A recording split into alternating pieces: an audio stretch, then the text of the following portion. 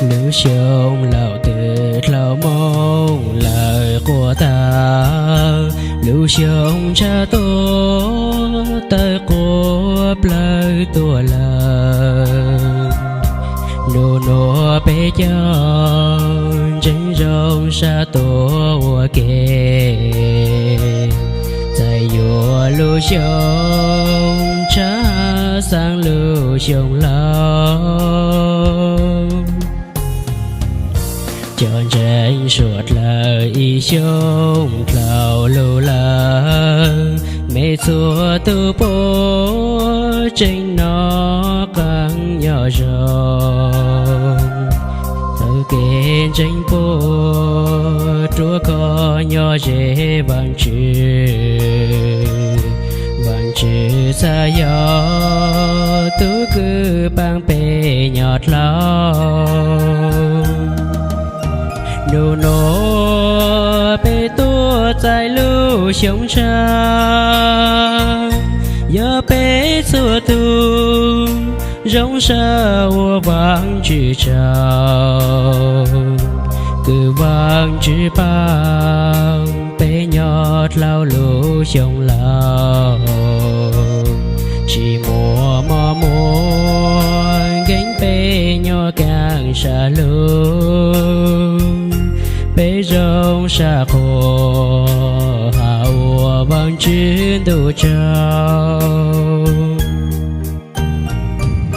Chọn tranh suốt lời lưu sông cha tua lời. Bê dùa chú chú ua lê chữ Giê-xu khang. Lưu nênh cha vang chữ xì lê vang chữ nhang. Ý nô bê xa mong su luôn đủ chiến tranh.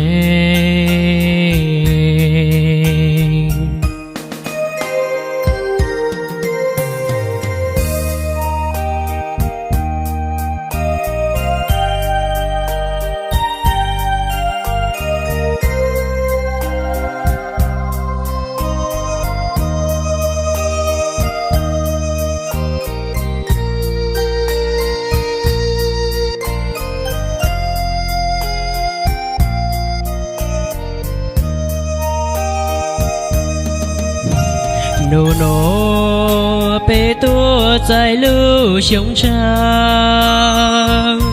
Giờ bê xua tu rong sa ua vang chữ chào. Cứ vang chữ bằng bê nhọt lao lưu sông lao. Chỉ mùa mò chi muốn gánh nhỏ càng xa lưu. Bê rong sa khổ hạ ua vang chữ đủ trao. Chọn tranh suốt lời lưu sông cha tua lời.